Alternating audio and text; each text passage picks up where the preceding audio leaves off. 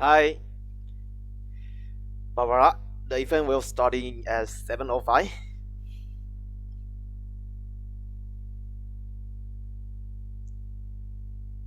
Sure.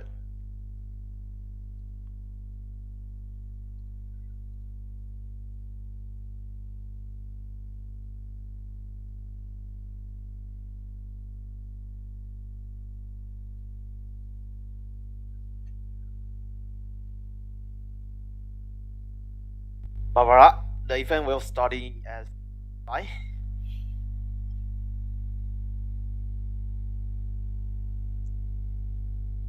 Sure.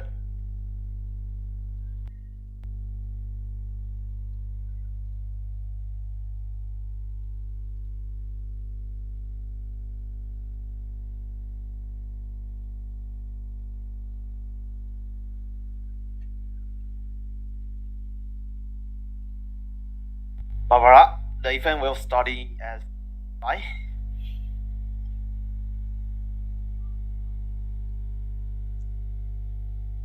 Sure.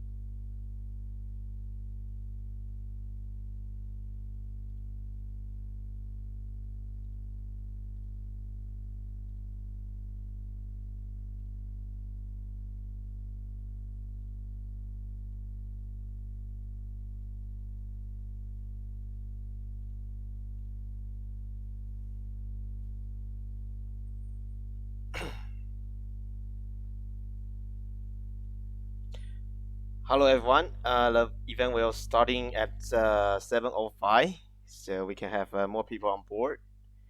And if you are from IE, I post this link so you can register the event.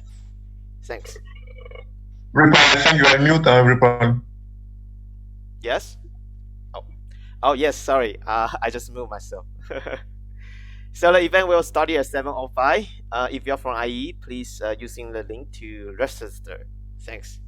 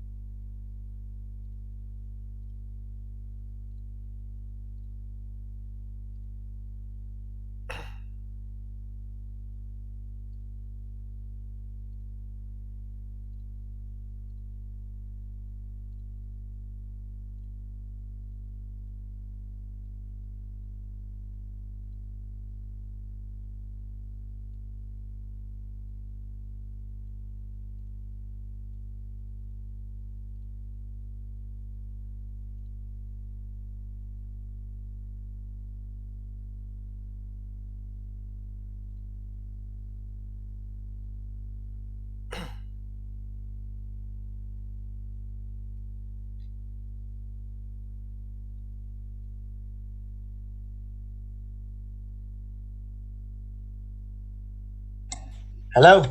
Hi, Nana. Welcome. Oh, hi, Can hear Nana. you. Welcome. Thank you. Thank you. Thank you. Thank you. Thank Hi, you. Nana, welcome. Thank you, Aristi. How you doing? I was Thank you. lost. I was in the Friday link Zoom meeting. I was like, what's happening here?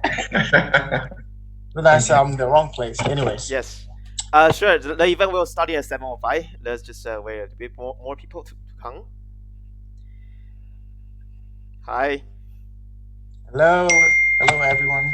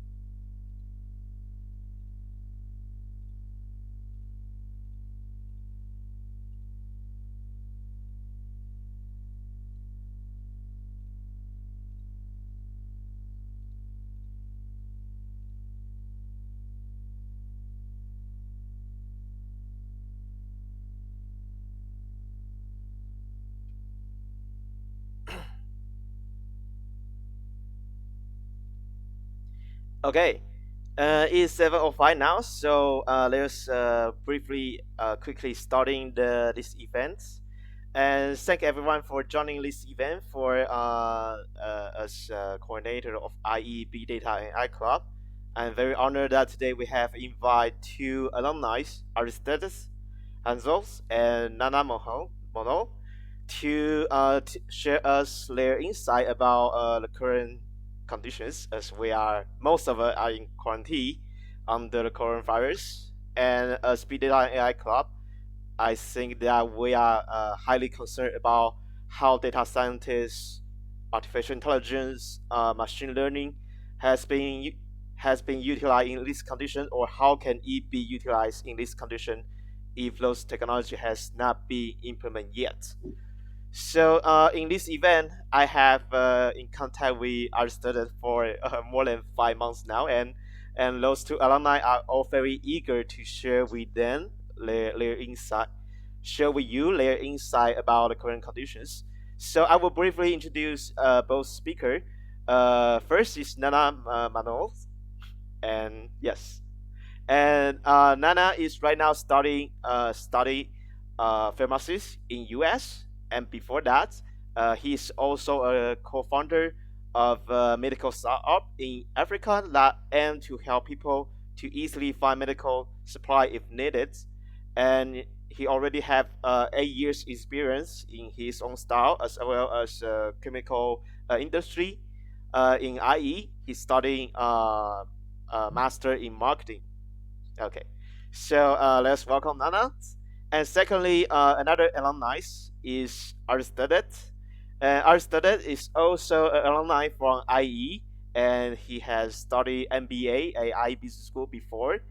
And Aristotle is working in the accounting and consulting company before, and while now he's the founders of his own consulting company, Hansel's consulting expert in Ivan course. And Aristotle is also a self-learner.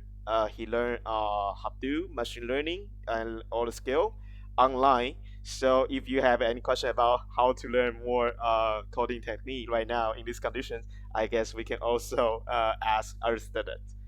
So in But this, yes, and in this event, we will separate it into two parts. The first part is we will invite in Nanat from. Oh yes, I will share the speaker's LinkedIn profile shortly, and after the at the end of the event. Yes, but for right now, the first part, I will invite in Nanat to introduce to us on his insight on right now the coronavirus conditions and how different organizations, government, or company has utilized artificial intelligence in these conditions.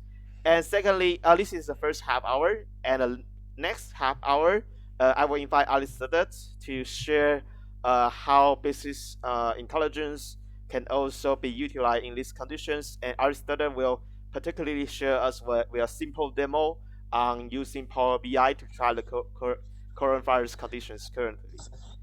So in this event, we can share using the chat room freely so that you can discuss because there's, I imagine, actually not so many opportunity for ourselves, even as I student, I will invite to discuss the current conditions. So you can using the chat room freely to discuss with the others on the current conditions. And while if you want to ask any questions specifically for any speaker, I share now. Oh, sorry, let me share with everyone. Share everyone that we can use this Google form. So after each sessions, I will pick some of the questions and ask the speaker about it. But if your question is not being picked, no need to be worried. I will also send those questions to speaker afterward, so they can still answer those questions if I have time. And so while at the same time you can use in the chat room to share any thought, and the speaker you can also answer to any short questions that you see in the chat room.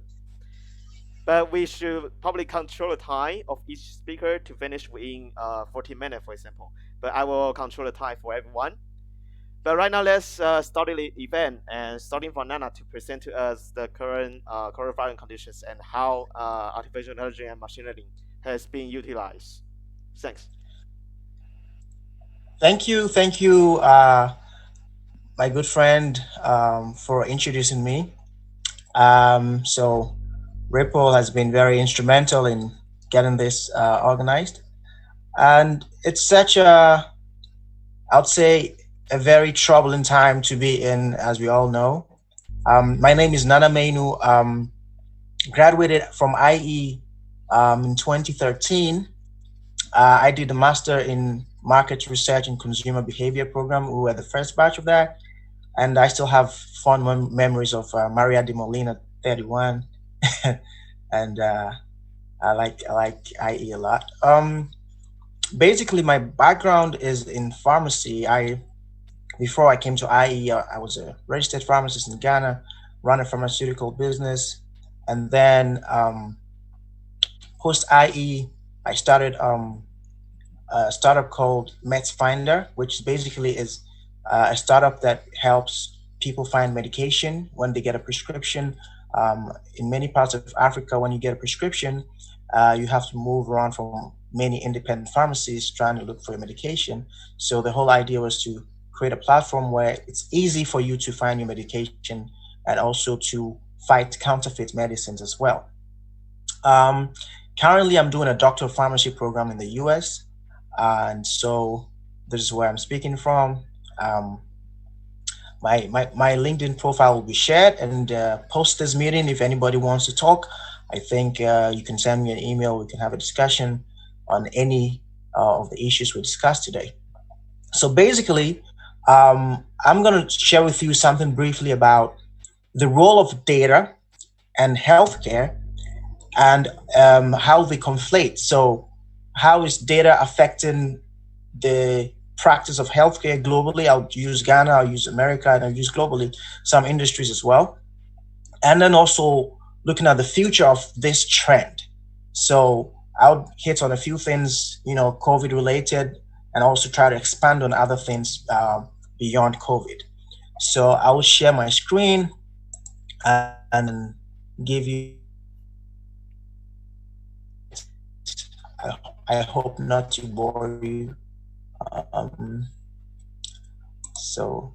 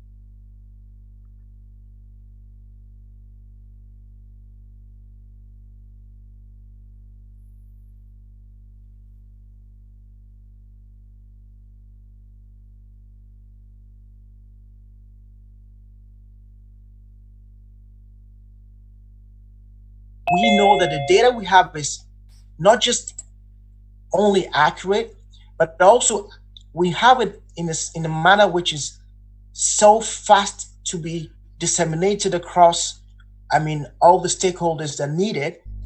And at the same time, we make sure that the data that we have is safe. So this is where we need to get to the point where we have safe data, we have fast, enough means this data, and then that's data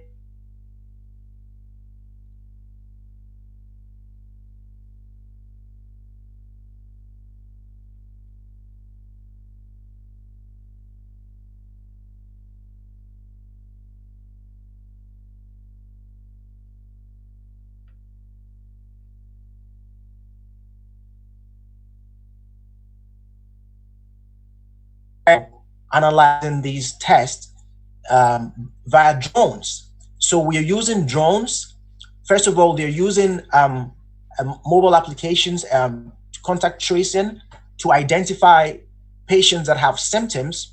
And when these patients are identified, their samples are taken. And because the country has only one major testing center, right, in the capital, drones are used to send the samples in a very fast and efficient manner to get to the testing site for them to ascertain whether these blood samples are actually COVID cases or not. All right. In the case of China, we know of mobile applications that would identify which patients or which people have the disease, their location, whether they leave their houses, whether they are staying indoors. Um, um, I know that Apple is doing the same thing. I know that other countries are trying to um, emulate this system. The UK is trying to do the same thing. There are so many, technology applications that some use GPS locations, some are using your phone, cell sites locations, some are using Bluetooth to even tell who is having this symptoms or who has been reported to have COVID. So we are getting to the point where healthcare is gonna be, maybe 101% dependent on data. And that's why data scientists, like people like people that are studying data analytics and all of that,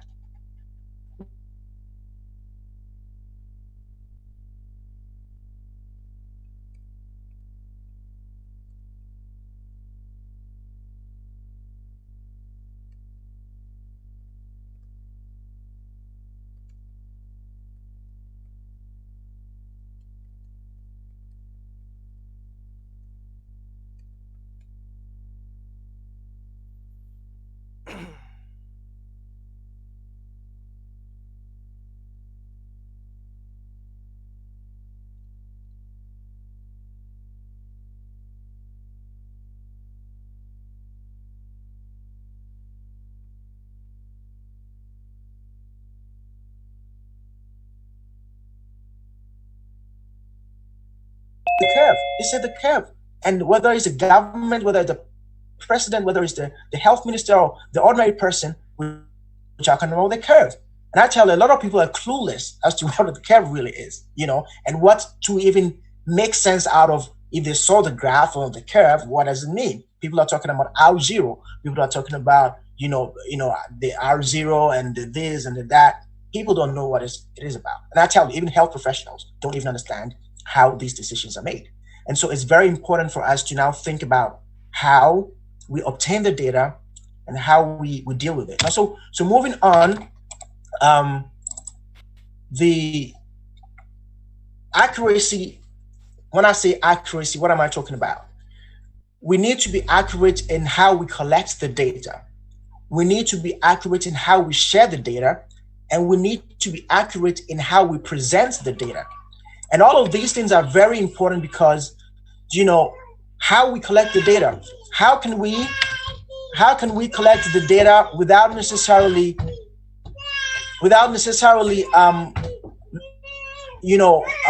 affecting the privacy aspect of it?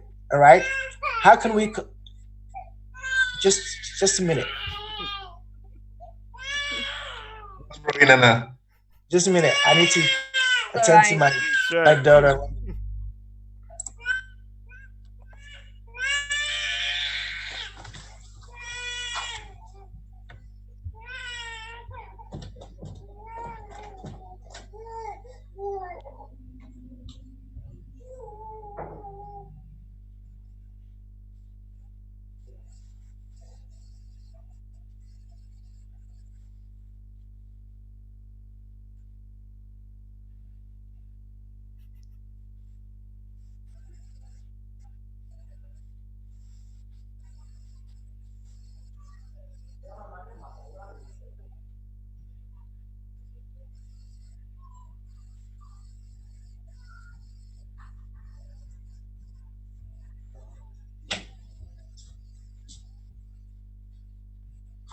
All right. Here I am. Sorry for that. So,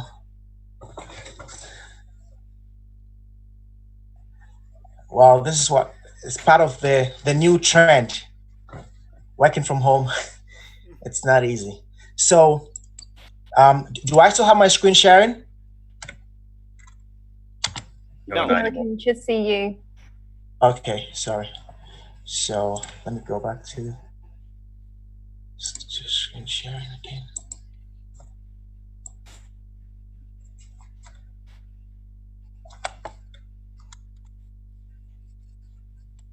Okay.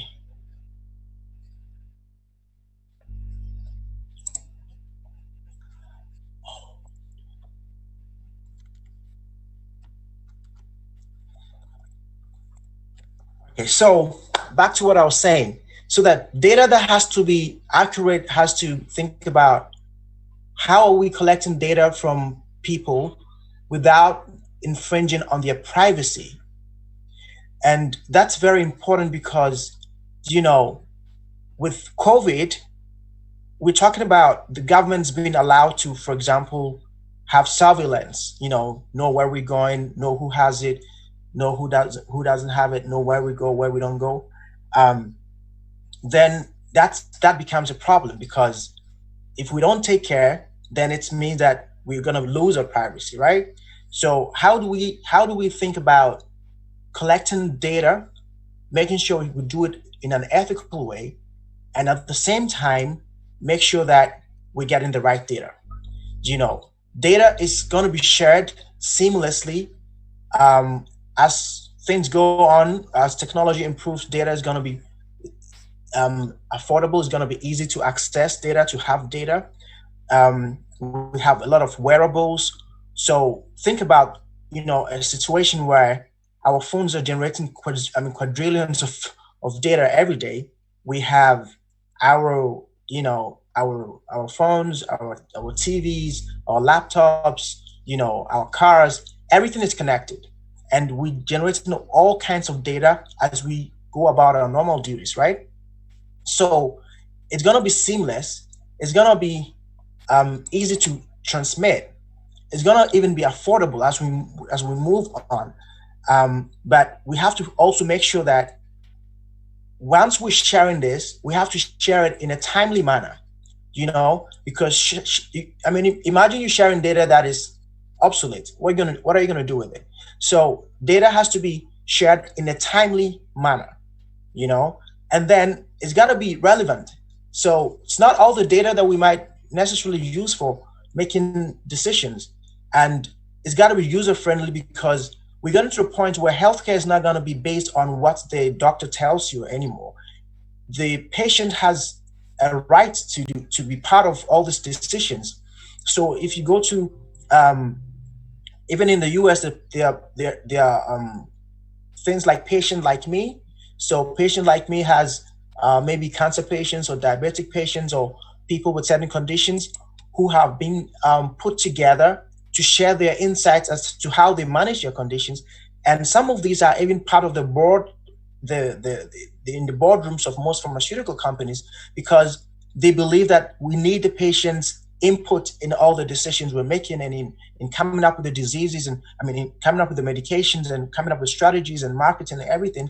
They involve the patient. And so healthcare and treating of patients would get to the point where, because knowledge abounds and people have access to a lot of data, people can go to Google, people can go to online platforms and read for themselves.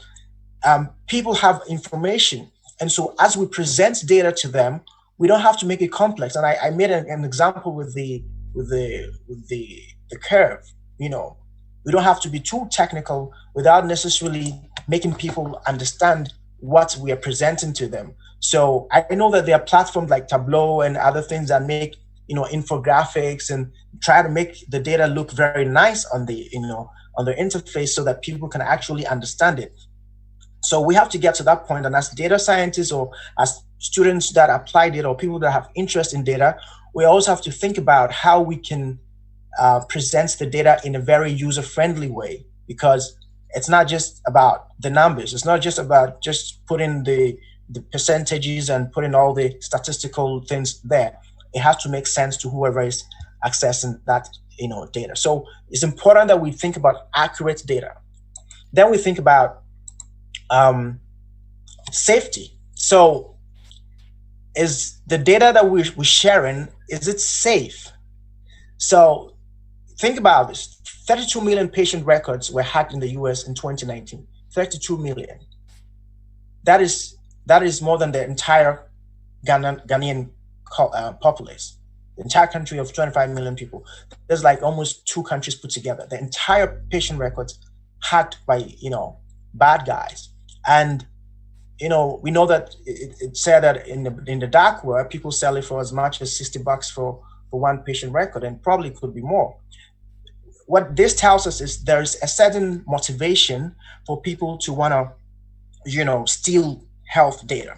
And I don't know about Europe, but I know that in the US, for example, the health data contains more than just the name and the date of birth. It contains everything. It has the date of birth, your social security number, your address, your phone number,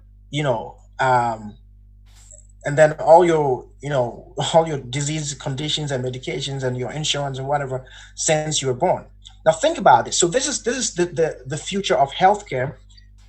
Everything is connected. So think about a situation where your relative is on a pacemaker, and I'm sure we all know a pacemaker. So this artificial heart, right, or artificial device that helps your heart to function properly, to pump blood and all of that, and it's connected to the internet. So for some reason, because your pacemaker is now transmitting, data in a very timely manner, because everything is, like I said, we're all sharing data in a very fast and efficient manner. So once it's been transmitted, your doctor or whoever is monitoring this patient knows what is going on and can act in a timely manner. But then look at the other side of it. Somebody hacks into this and can increase the heart rate or decrease the heart rate and kill the patient, right? People have insulin pumps. Imagine people have insulin pumps and people hack into their insulin pumps and then can decide to give them more of insulin or less of insulin, all right?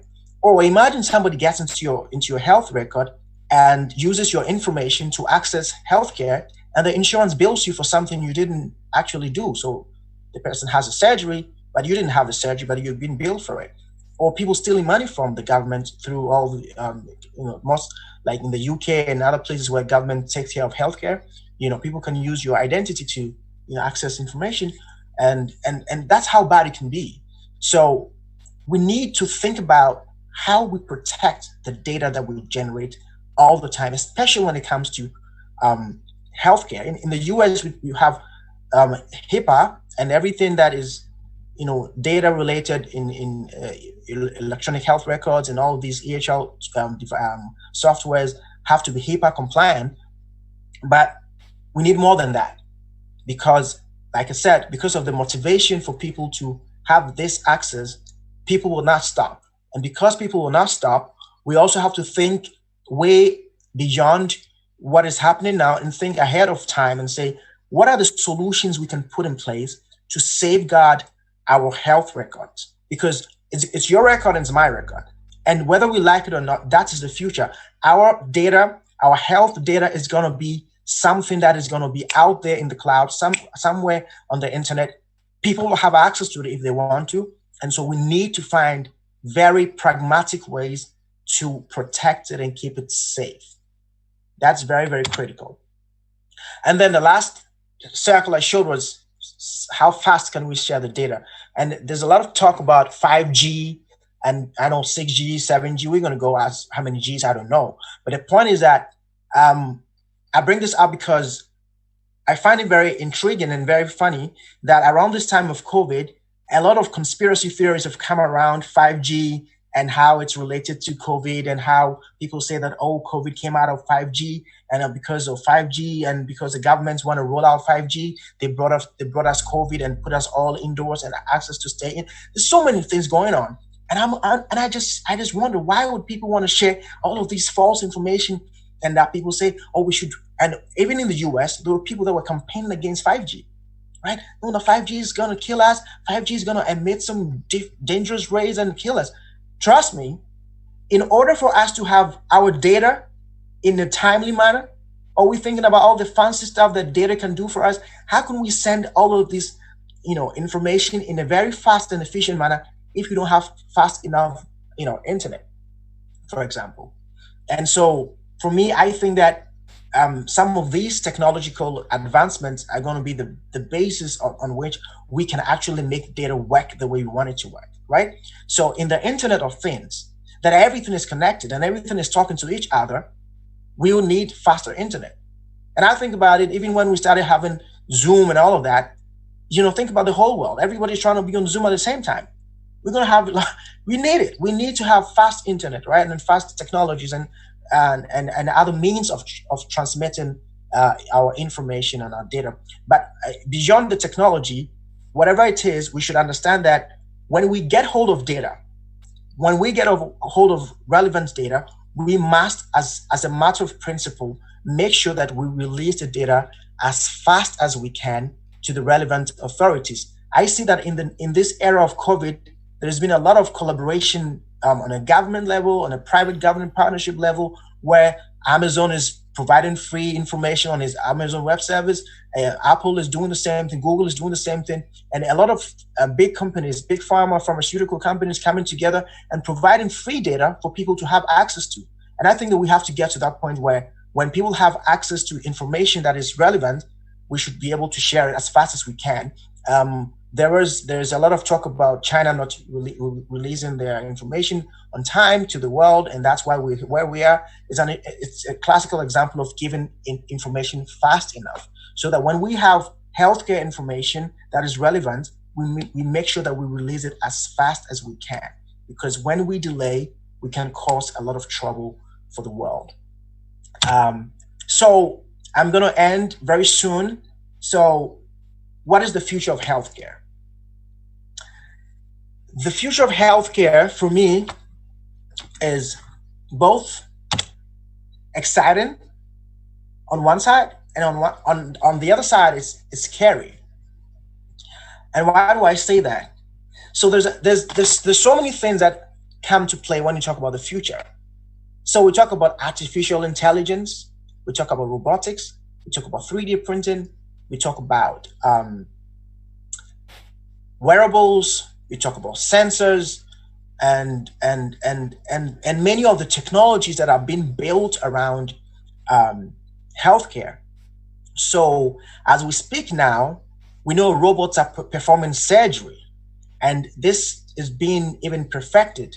In China, during COVID, there was a university that used robots to identify COVID patients. In the US, some hospitals used artificial intelligence, facial recognition, to check patients that have symptoms for COVID. So your temperature, your cough, people were the chest X-rays were being examined by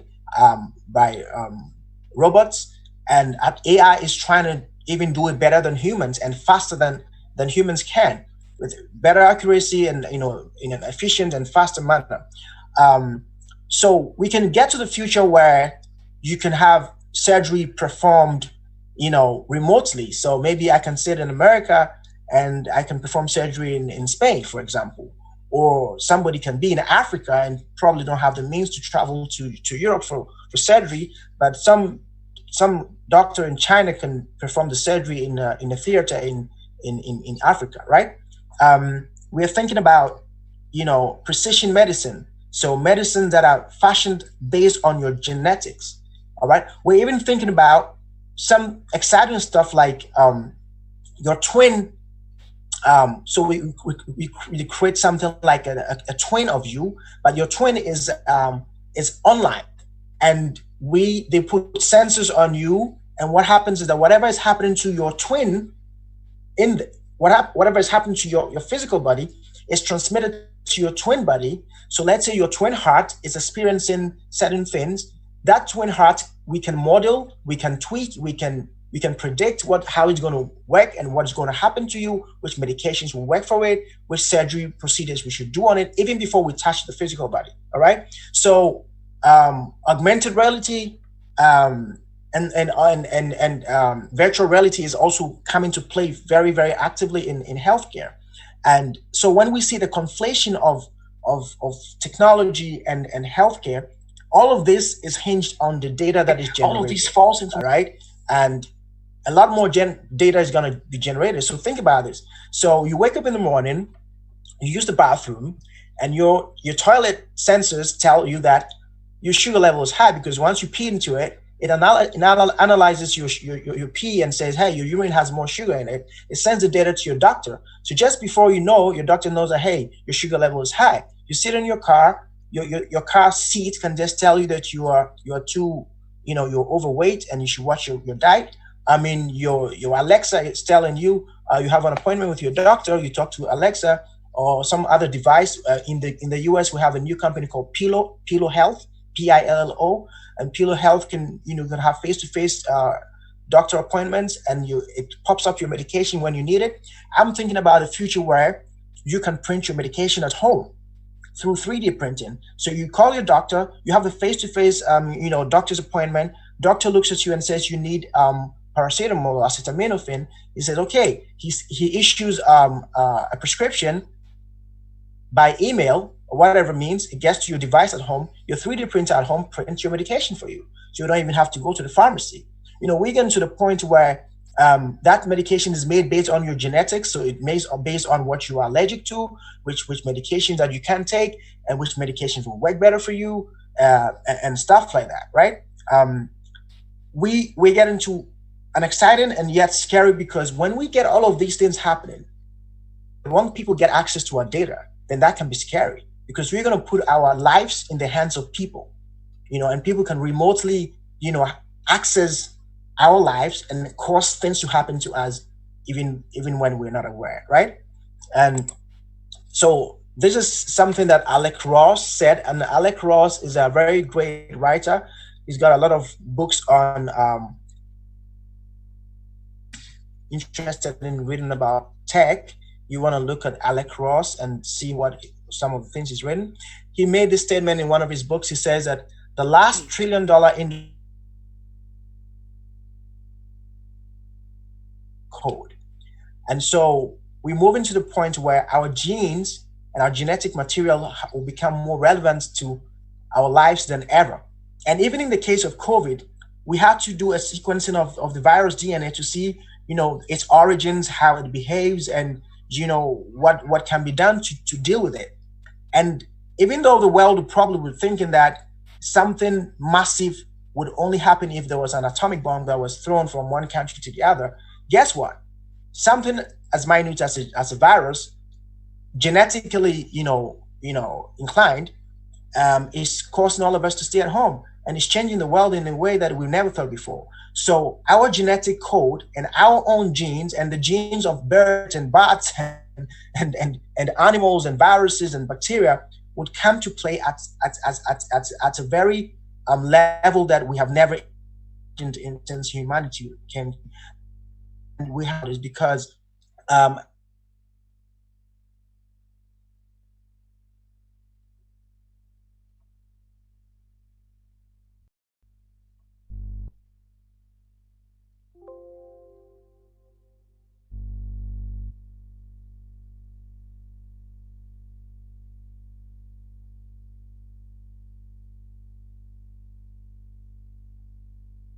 my discussion to a close. I hope that you can bring me as many questions as you can so that we can have an interesting discussion. Thank you for your time. Thanks. Yes, let's thanks Nana for his briefly presentations. And from the beginning, right now I have received 2 questions for Nana, but after those 2 questions, probably we can have one more. But let me share the first questions. So the first question from Elite, and this question right is, what are the challenges of setting up a digital healthcare star in Ghana and Africa in general?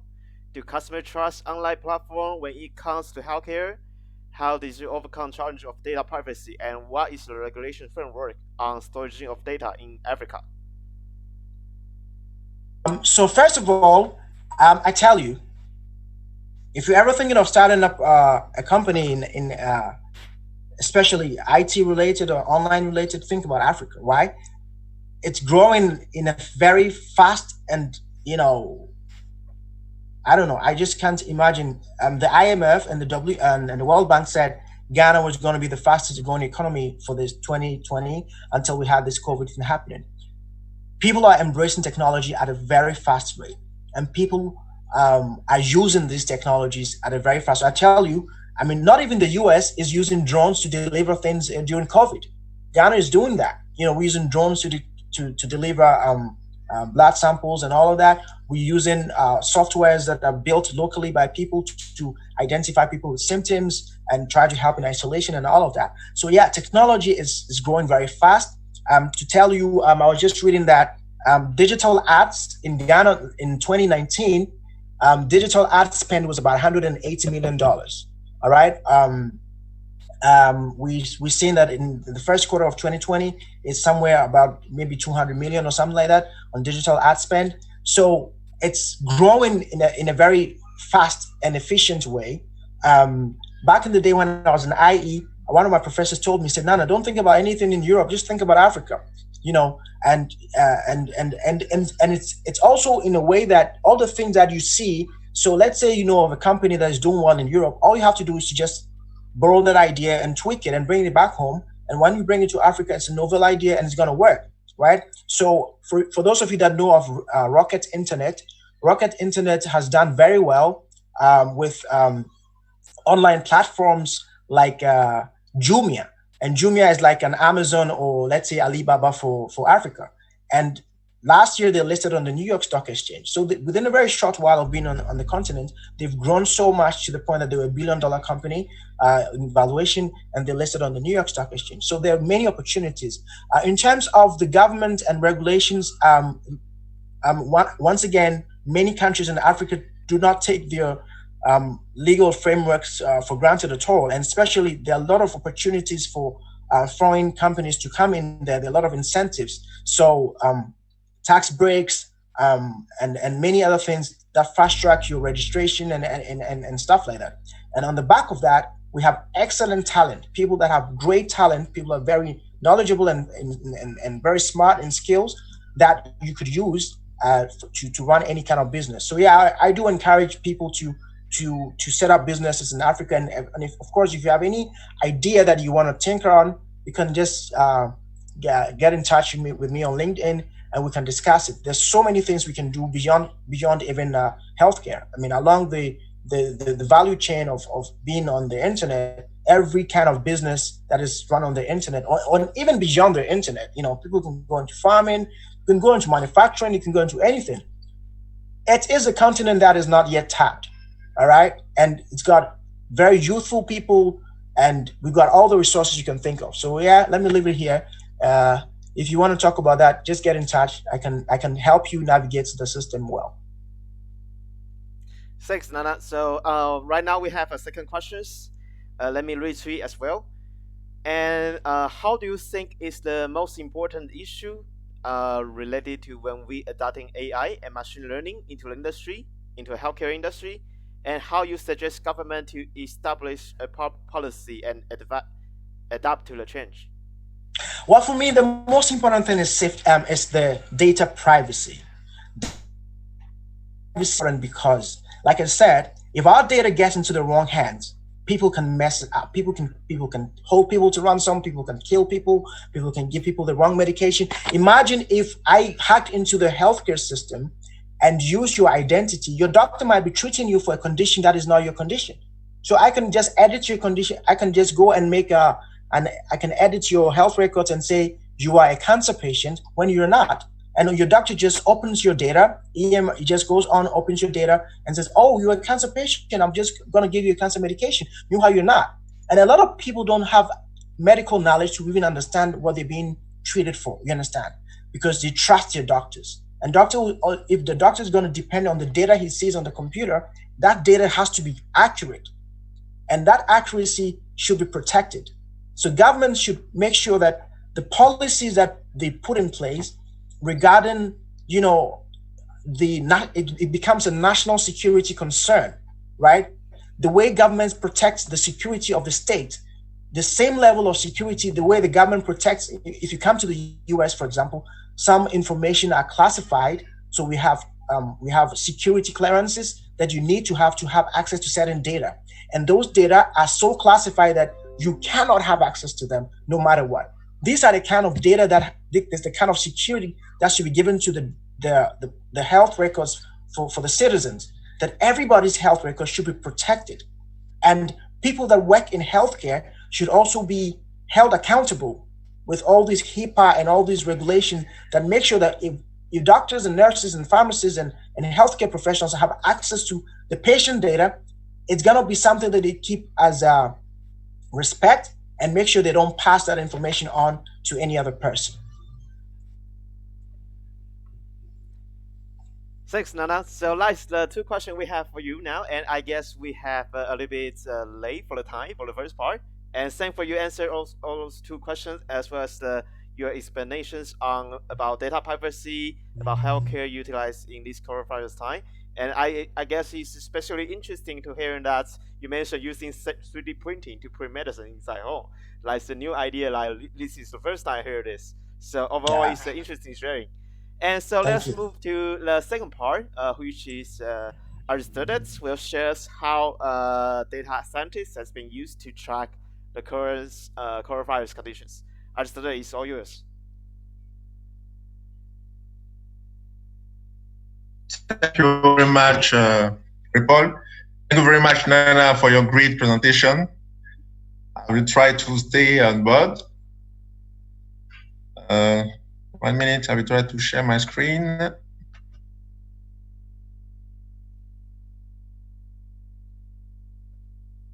you see my screen?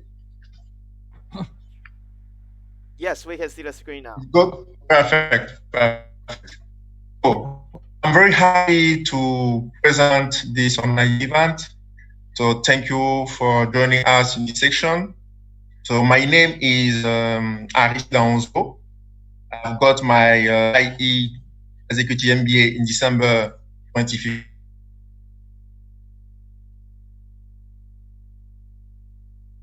Years in finance and audit, 3 years in management control, now 4 years in data and analytics. So the purpose of my presentation is to give key concepts about data analytics, to show you what is Power BI and its main features, and finally present some application built with Power BI for monitoring COVID-19 crisis. So, I don't know if everyone knows this quote. Information is oil of the 21st century, and analytics is a combustion engine. So we are living in an era where data is everywhere. Our emails, our mobile phones, our bank cards, our online shopping, consumptions, wearable devices, and an asset, leaves digital traces. So this digital information circulates always faster thanks to more and more powerful algorithms. So analytics is a combustion engine because skills, methods, tools are required to wealth from this huge amount of data, difficult to read at the raw state. So analytics is very important in order to master all those information. And for that reason, information the whole of that century. And of course, data has a better idea. Every organization, every industry, every process, we need to analyze data in order to make good decisions. Data improves. Data is the truth. Data breeds innovations. You know, when democratizing data across organizations is also great for generating new ideas. If everybody has access to data, it empowers owners and employees to view the business effectively and come up with better ways of doing things. So we need to put systems to track data so we can see exactly what is happening.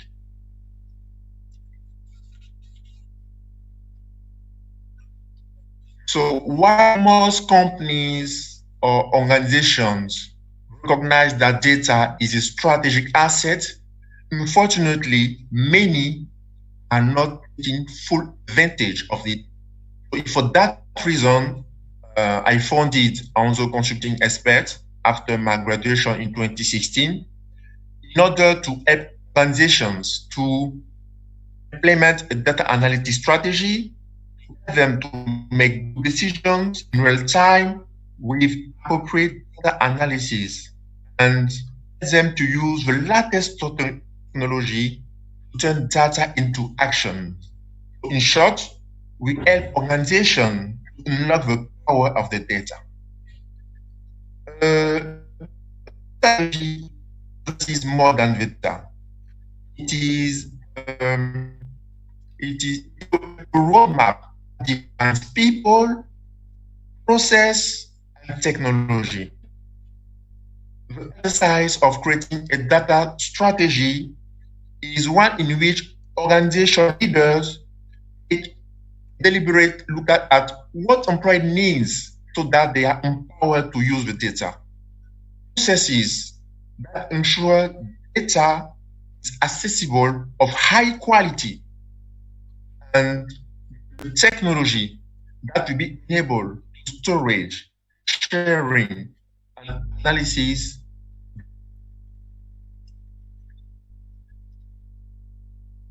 So, what is business analytics? Business analytics is used by companies that are committed to making data-driven decisions. Data-driven companies treat data as a corporate asset and actively look for ways to turn it into competitive advantage. So data analytics is focused on business problems.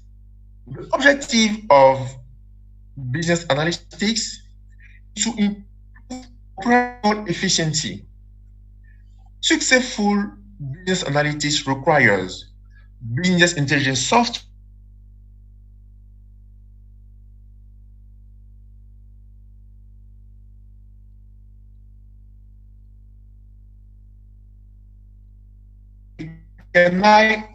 we can analyze analytics in four. Understood it. Can you hear us? The connection is a little bit glitchy right now, so it's probably have. We cannot hear you right now.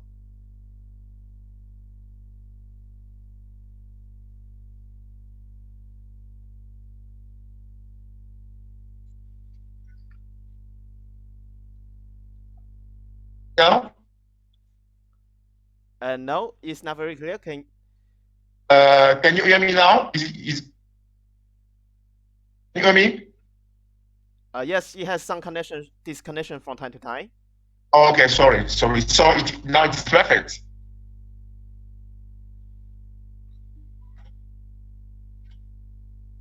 So I can go ahead, or can you hear me? Yes, right now it's okay. Okay. So I was saying that we have four types of analytics: descriptive analytics, discovery or diagnostic analytics, predictive analytics, and prescriptive analytics.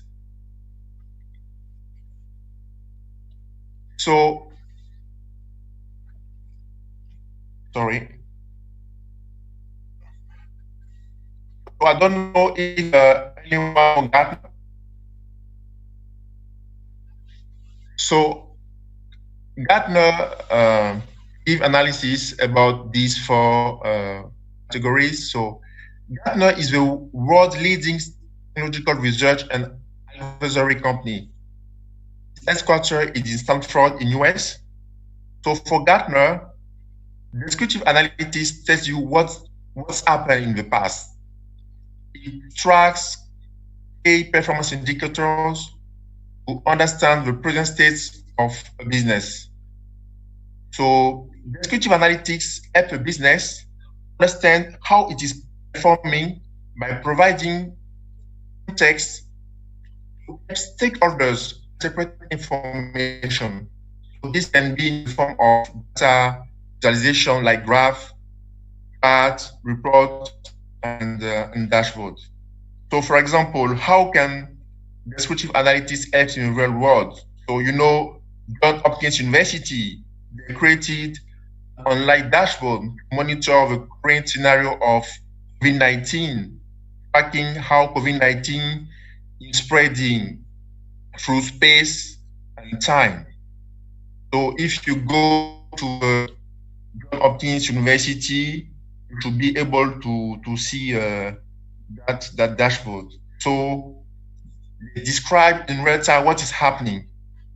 So diagnostic analytics takes descriptive data a step further and provides deeper analysis to answer the question, why did this happen? So often, diagnostic analysis is referred to a root cause analysis. So this includes a data discovery, data mining, drill down, and drill through. Descriptive analytics takes historical data and feed it into a machine learning model that considers key trends and patterns. So the model is then applied to current data to predict what will happen next. And descriptive analytics takes predictive data to the next level. Now that you have an idea of what will likely happen in the future, what should you do? It suggests various courses of actions and outlines what the potential application will be for each scenario. So descriptive analytics uses past performance to generate recommendation about how to handle similar situations in the future.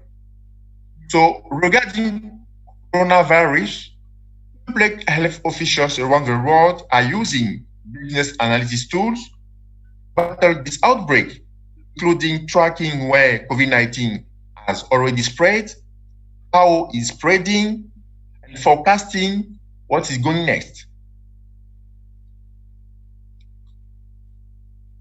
So Gartner has a magic quadrant. So this is a magic quadrant. So magic quadrants help you to compare the technology provider strengths and challenge your specific needs regarding two criteria: the completeness of the visions, the ability to execute.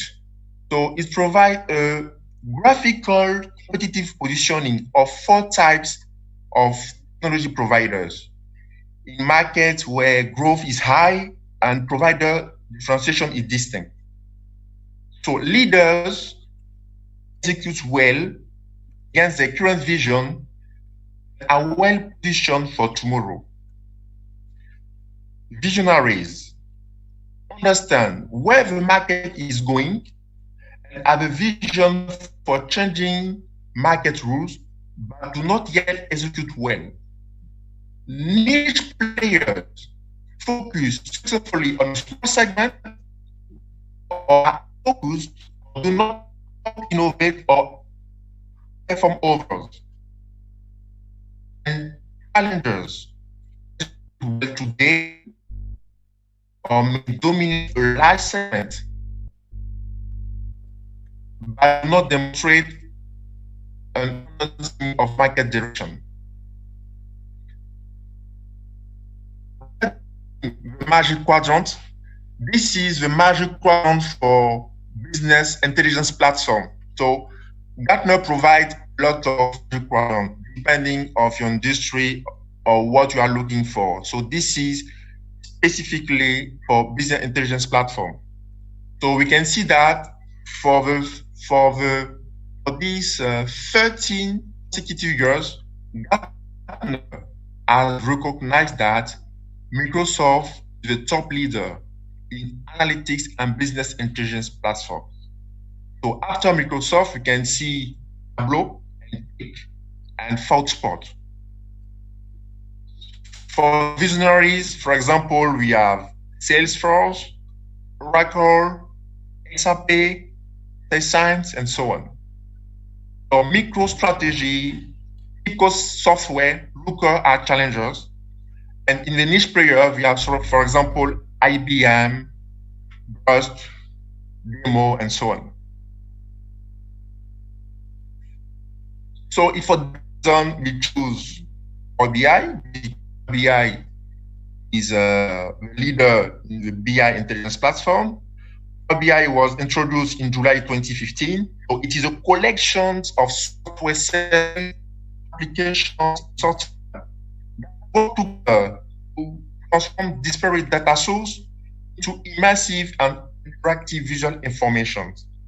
So that facilitates the creation of reports and dashboards and the visual of analysis of information. So the desktop version is available for free on Microsoft website.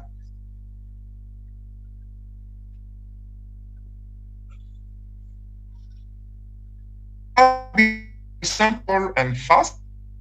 So whatever the nature of your data, a simple Excel spreadsheet, data warehouses, data from social network, Power BI allow you to easily connect your data sources, view or discover important information, and share it with people of your choice. So Power BI aims to be a robust enterprise solution ready for complete modeling, real-time analysis.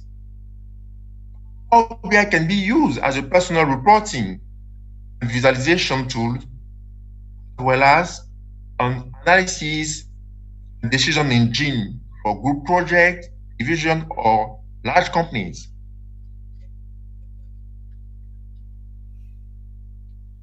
So I said we have BI desktop applications, we have software as services, this is an online, and we have a mobile application. So how you use Power BI can vary depending on your role in a project or team. For example, you can use Power BI services very well, while your colleague who specializes in figures and corporate reporting will prefer to use Power BI desktop.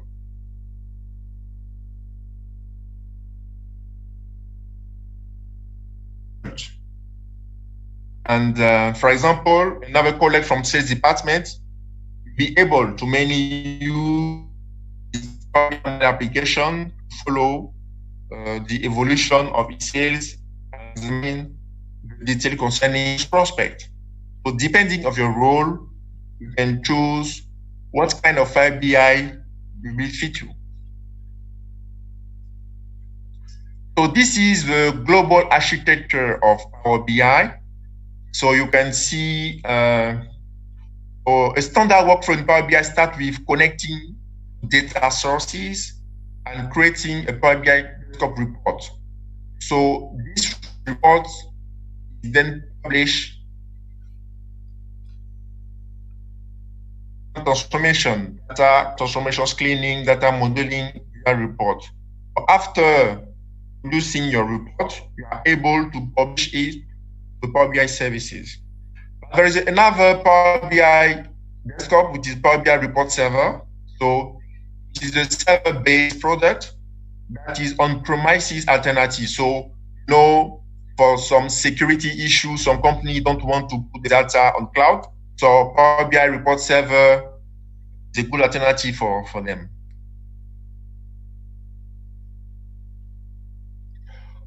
Okay, now I share with you some application with Power BI. So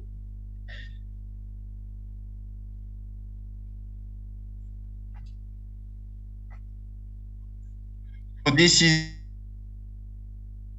website from Microsoft BI. So it is totally free.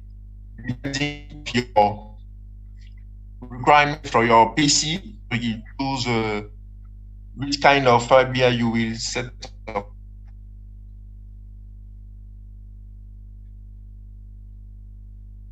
So how to build Power BI? I told you that we have many data sources. So for this demo, for example, we will connect our data to online data sources. So I told you about Hopkins University. So they daily provide the data. So it is like a CSV daily, day by day, how you can see on my screen. So last yesterday, I think. Yes. So that it is a huge file for every countries. Okay. For every countries, you can see different countries. It's very huge. So sometimes this is the tricky part. Sometimes the raw data are not very easy to analyze. In that way, that tool is very interesting for being that data. So there is another website, World Domain Info Coronavirus. So I guess you know it. Today it's COVID-19. So what we will do, we'll use our desktop. So this is the desktop version. So it is already installed in my computer. So this is a desktop, PowerBI desktop. So in the home, you have a different menu. So here it is the different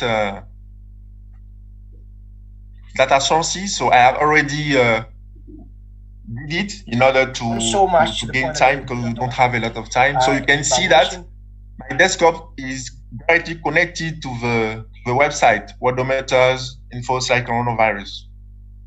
Okay. So after these connections, on fresh.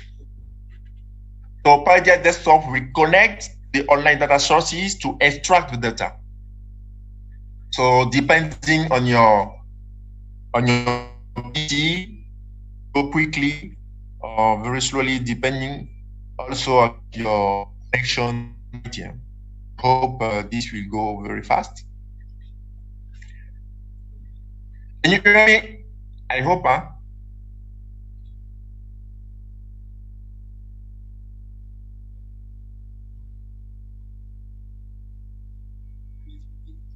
So data cleaning in the main projects take a lot of time.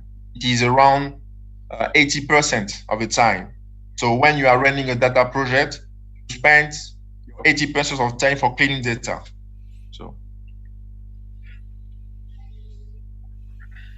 okay, I think you can see the number of row loaded. Perfect. Okay, so you can see this is GMT. I am in Ivory Coast, so this is my current time.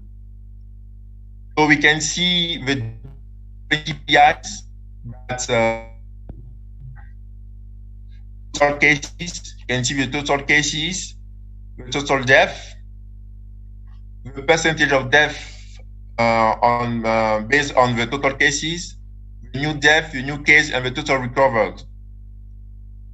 And so in Power BI, there is a interesting function which is DAX. DAX is a function from Microsoft. I will show you.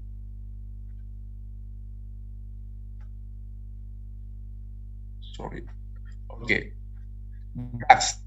So here you can see the different functions that you need to master how to play with data in Power BI. So it is like Excel, but with its own syntax. So we need DAX in order to make a measure. So in BI tools, there is measure for calculations and there is dimension. So for example, you can see that of the percentage of death, I did the calculation. As you can see on my screen. So this sentence is that. So it is from Microsoft, but it seems like Excel, but it's not Excel.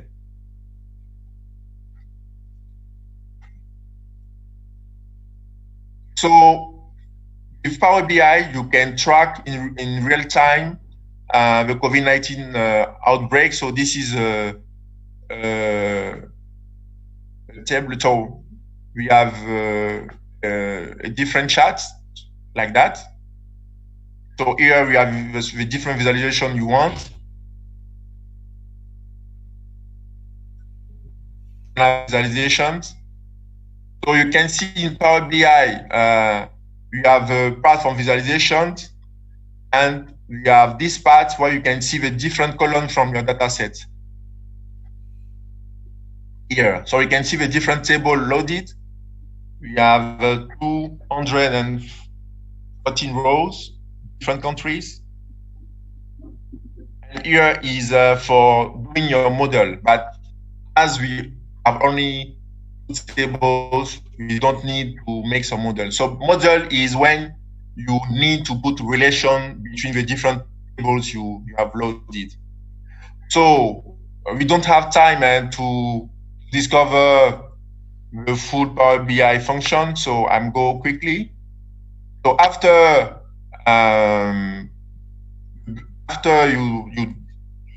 after making your application on Power BI, then you publish it with Power BI services.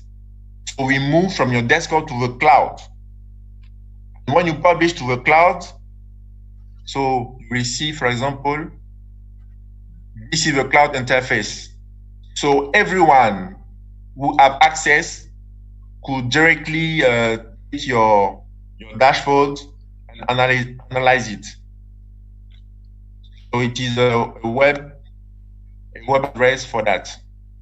So accessible for your tablet or mobile phone. So I will show you Microsoft. What is interesting, there is a gallery where you can see the different Power BI applications shared by community. So I choose, you can see COVID-19 data story gallery. So you can see the different dashboards did by some people. They share those dashboards with everyone. So you can see different dashboards. Very interesting. So you can see the different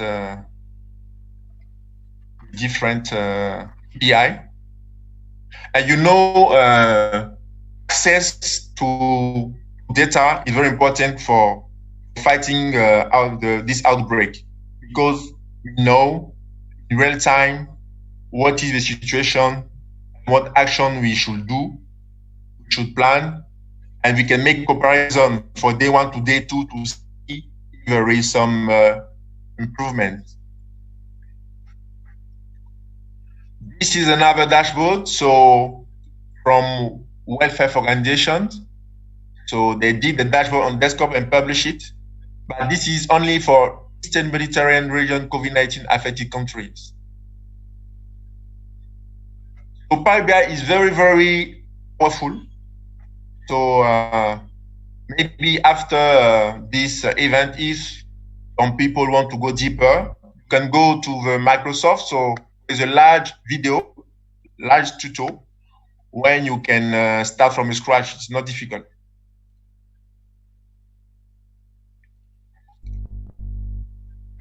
So that is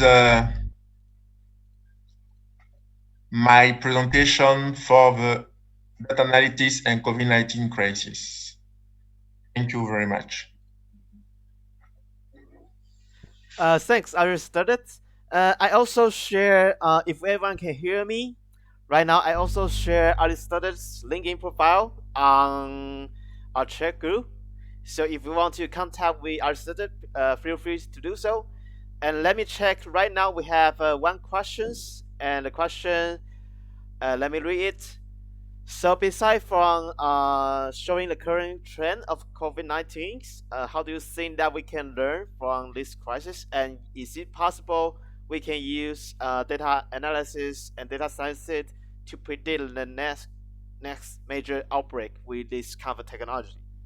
Thanks. Interesting question. Don't know if you know the story from Taiwan. Taiwan were very affected by the first outbreak SARS, and they use data analytics in order to fight the current COVID-19. So yes, we can use data analytics to predict the next outbreak. And Taiwan really measure before everyone. If you can see the different statistics, Taiwan is close to China, but the number of cases is very low. And how they did it? Thanks to data analytics. So yes, we can use data analytics in order to predict the next outbreak. But as I told you, very first steps, what is going on? Descriptive analytics. We have, we know to act in time. So when you have data, but data from quality, like Nana said, you have tools to track this data in real time, but for sure, you know that something is wrong. For example, when you have your mobile phone and you look at your screen, at which time you decided to connect your screen to the energy? Because you saw on your screen there is a sign of KPI who told you be careful. If you don't put energy, your battery will turn off. So it is the same for the outbreak. They know the different characteristics of outbreak. So we need data in order to say this is features from outbreak and we need to take action now.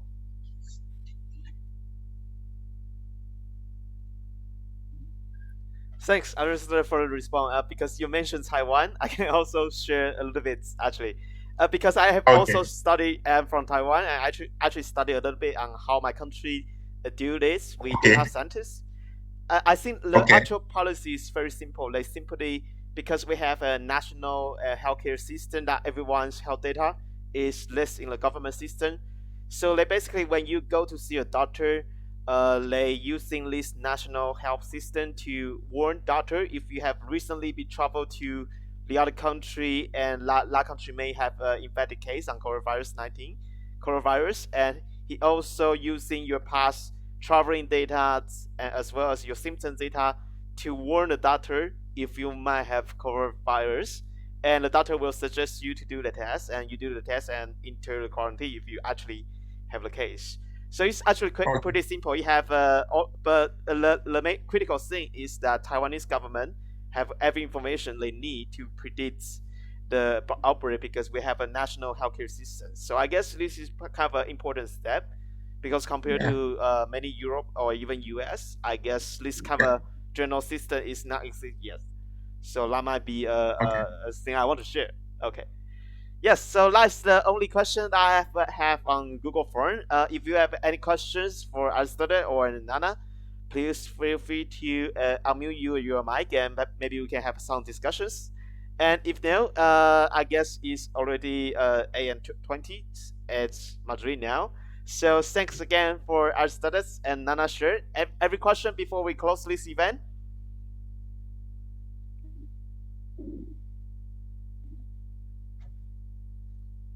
Okay.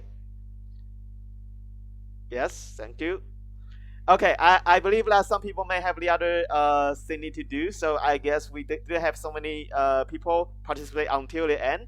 But if we participate until the end and see the full Power BI demo, we understand that Aristotle also share with us is a very powerful tool to using data scientists to showcase all the data what we can collect and easily let government or company understand the future trend of coronavirus.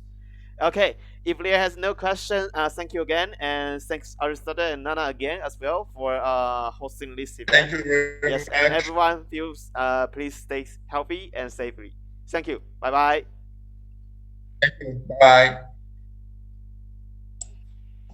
Bye bye.